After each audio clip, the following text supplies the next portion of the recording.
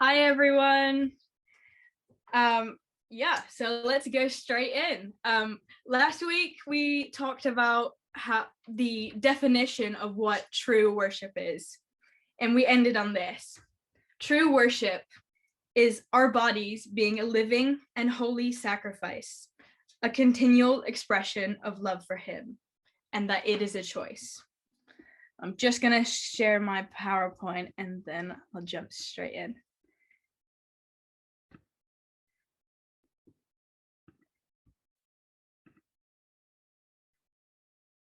Right.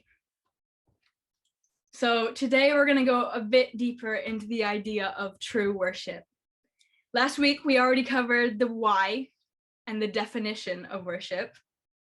Now we're going to look into the what of worship and the how of whole life worship. So what happens when we worship and how do we live in whole life worship? So I've created this diagram about true worship, and that the idea that when we live in true worship, we get to do three things. We get to glorify God, we get to find freedom, and we get to live full life. Now let's start with glorifying God. So, glorifying God, what does that mean for us? In Isaiah 43:7, it says this: "Bring all who claim me as their God, for I have made them for my glory. It was I who created them." We were created for His glory because He is worthy, and this is our purpose. Now, if we go to Psalm 149, in few parts of it, in verses 6 and the last end of verse 9, it says, "Let the praises of God be in their mouths and a sharp sword in their hand." Other versions say, "and a double-edged sword in their hands." And then it ends later in the verse 9, "This is the glorious privilege of His faithful ones." So this shows us that praising God and glorifying God is a weapon, and it is our privilege. All throughout 2 Corinthians chapters 5 and 6, it states how our goal is to please Him. We are Christ's ambassadors. We are His partners, or His co-workers, as other versions would say. And we are the temple of the living God, the temple of the Holy Spirit. Now, I thought it was interesting that throughout the 2 letters that Paul wrote to Corinth, it reminds us that we are the temple of the Holy Spirit 3 times. Now, I'd like to suggest that this all means that we get to do His work. That is what we were created for. In Ephesians 6:12, it says, "For we are not fighting against flesh and blood enemies, but against evil rulers and authorities of the unseen world, against mighty powers in this dark world, and against evil spirits in the heavenly places." Now, I think that shows that it's not going to be easy. The work that we've been chosen to do is not easy. But guess what? If we go back to Psalm 149, we're given worship as a weapon. We're given that as a gift to fight, as a gift to do His work.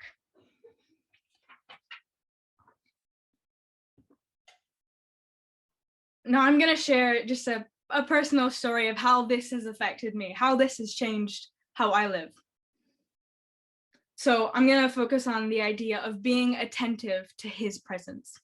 That's what glorifying God is, focusing on Him. Especially in this last year, it's so easy to get caught up in the activity around us or the confusion it brings. And like I say, especially during the uncertainty we've had. Throughout lockdown, I noticed how caught up I'd get in the strangeness of my situation, or the pressure and intensity of work or school being done in a new way. I would often find myself lost in the spiral of negativity and forgetting the good news that I believe. forgetting that I'm not alone, forgetting Jesus, that he has the power and he is already at work. I had to start teaching myself to look for him in the room, to look for his grace in the situation, to look for how he's moving. It's not about me trying to do work for him. That burnt me out from doing it in my own strength. It's about him doing work through me and in me, and recognizing him in every area of my life.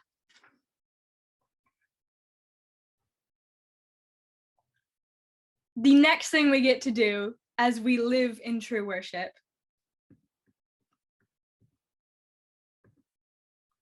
is finding freedom. When we worship, the things that hinder us, the things that drag us down, that are of this world, they begin to fall off.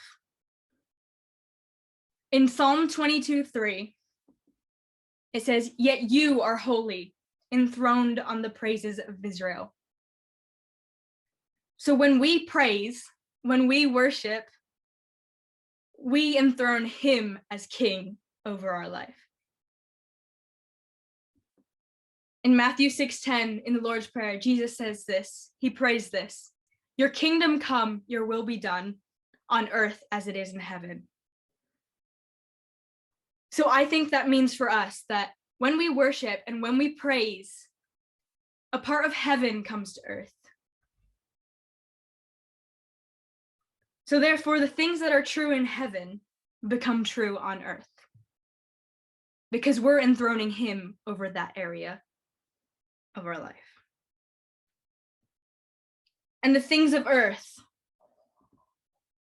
that are mentioned in Revelation 21:4 and 5, they can't coexist in that moment of worship.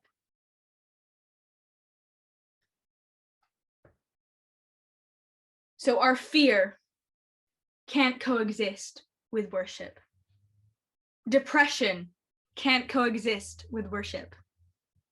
Shame, anxiety, they can't coexist with worship. Immorality, impurity, anger can't coexist with worship. That's how powerful the gift of worship is. Worship brings freedom from the things of this world. Now, this past year, it's almost forced me to stop the pace that I was running at. It gave me the time to process so much of the past 9 years that I had just ignored and stuffed down. Now, that was part of God's grace in my situation, giving me the time. Throughout the past year, I turned even more to worship, not only in music, which is one of the ways I worship and connect the strongest, but also worshiping through prayer and time in his presence. What I began to realize is that the more I worshiped, the freer I felt. Because through my worship and choosing to still believe that he had a plan, I started to let go of the things of this world. And my fear, depression, shame, it couldn't coexist in that place of surrender. The more I worship, the freer I feel, because I lose the fear, depression, shame. I fell in love with Jesus, and the more I show it, all the things of this world are replaced with what's true in him. Now, lastly, the result of true worship is full life. That's the ultimate gift, full life. Through glorifying God and finding freedom, we get full life. True worship is a gift because it's living in the best way for us. Full life because he knows our needs. He created us. So true worship is living as he intended, in agreement with him as a part of his realm, because he's not of this world. And the new life that he gives us brings us into his realm. Now in Ephesians 3:20, it says, "Now to him who is able to do exceedingly abundantly, above all we can ask or think, according to his power that works in us. That's his realm. And worship helps us focus on the realm of exceedingly, abundantly, above all we can ask or think. So when we worship, when we praise, when we glorify him and find freedom, we break free of the things of this world. We break free from fear, depression, shame, anxiety, immorality, impurity, anger. The list goes on. And we begin to focus on the realm of exceedingly, abundantly, above all you can ask or imagine. Living out full life worship has meant to me that I'm learning how I am God's. So he is first in everything I do. He gets to be first in everything I do. I go to work and love my coworkers and the customers deeply because that's how he intended us to live. And that's how he loves us. And I get to be an example of Jesus' love to the world. I give my all into learning and studying music because it's for him. I desire for him to use it for his glory. I love my family always because they are his children too. And that's how he demonstrated full life. Now, I'm not so good at showing that one yet, but the more I worship, the more I'll learn. And lastly, it has meant that when I get caught up in my mind or the activity around me, I go straight to him.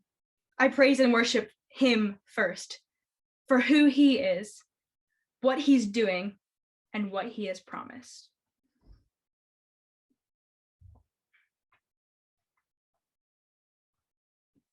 Now, how do we express full life worship, you may ask? Well, we've created some examples here that through practicing always being for him and glorifying God in our everything, we live in full life worship. It's living how he created us to live, for his glory, in freedom and full life.